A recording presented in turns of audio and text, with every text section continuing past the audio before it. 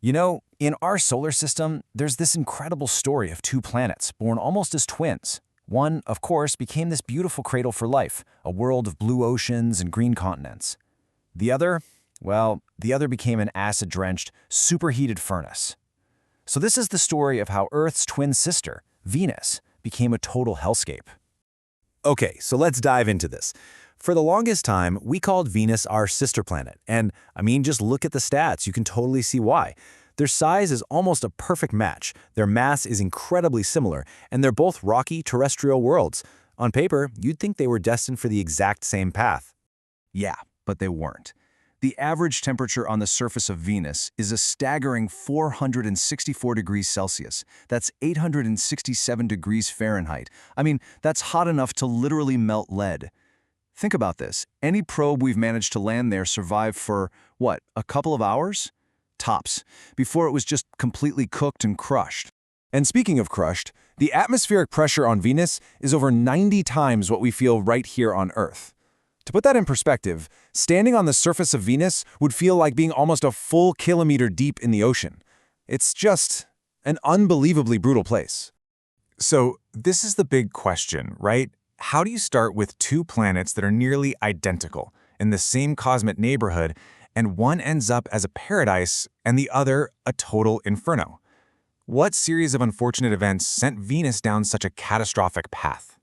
All right, so let's start digging for clues. The first one begins with the most obvious difference, the air itself. The Venusian atmosphere, it's nothing like Earth's. It's this thick, toxic, suffocating blanket, and it holds the very first clue to what happened. Okay, so it's just wild is how one single gas completely dominates the whole thing. Venus's air is more than 96% carbon dioxide. And as you know, that is a super powerful greenhouse gas. Just for comparison, Earth's atmosphere? Less than 1% CO2. This isn't just a small difference, it's a total game changer. And that right there creates this absolutely devastating feedback loop. Sunlight gets in and warms the ground, but that thick CO2 blanket acts like a thermal blanket you can't take off. It traps the heat and just won't let it escape back into space. So the planet gets warmer, which means it can hold even more greenhouse gases, which traps even more heat, and on it goes. It's a runaway train with no brakes, just accelerating towards disaster. Right, but you have to ask, where did all that CO2 come from? A thick atmosphere like that doesn't just pop into existence, and that leads us to clue number 2. Something Venus is critically, fatally missing, a planetary shield. So check this out. Every single second, the sun is blasting out this constant stream of charged particles. We call it the solar wind. And it's this relentless force that can literally strip away a planet's atmosphere over billions of years, carrying off the light stuff, like the hydrogen and oxygen that make up water. Now Earth, we survive this cosmic sandblasting because the churning liquid iron in our core generates this powerful magnetic field. It's like our own personal force field that deflects most of that solar wind. The crazy thing is, Venus is about the same size. It should have a similar core. But for reasons scientists are still trying to figure out, its internal dynamo just isn't working. It has basically no planetary force field to speak of. The only defense Venus has is this really weak, what they call an induced magnetic field, which gets created when the solar wind just smacks directly into its upper atmosphere. It offers almost zero real protection. Seriously, it's like trying to stop a hurricane with a flimsy paper umbrella. It's just not going to happen. And the consequences of that? Absolutely catastrophic.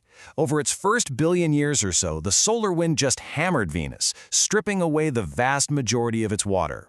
Without that shield, the single most important molecule for life as we know it, water, was just gone, lost to space. And that set the stage for the next big disaster. Okay, so let's recap. Venus has no shield, and because of that, it lost its water. This brings us to our final clue. A geological nightmare that's written all over the planet's incredibly strange and violent surface.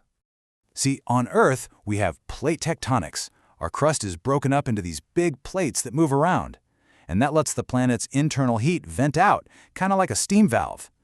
But on Venus, that probably never happened.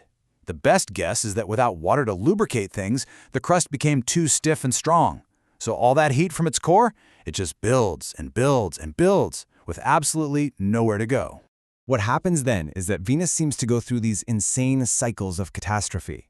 Imagine a giant planetary pressure cooker. For hundreds of millions of years, the heat and pressure build up inside, and then, bang, The entire crust basically melts and gives way in a global volcanic event. We're talking about the whole planet being resurfaced with fresh lava. And in the process, it pumps unimaginable amounts of CO2 into an atmosphere that's already getting way too thick. Okay, so there we have it, our three big clues: a runaway atmosphere, a missing shield, and this terrifying cycle of global volcanism. Now let's put all the pieces of the puzzle together and see the full, tragic story of what happened to Venus.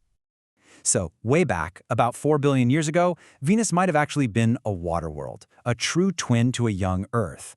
But that lack of a magnetic shield, that was its fatal flaw. The solar wind boiled its oceans away. Then, maybe 500 million years ago, its bizarre geology delivered the knockout blow. A massive global resurfacing event smothers the planet in lava, chokes the atmosphere with CO2, and that's what kickstarts the final, runaway greenhouse effect that turns it into the inferno we see today.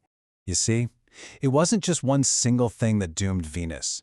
It was this devastating chain reaction, a feedback loop from hell. The missing shield meant it lost its water.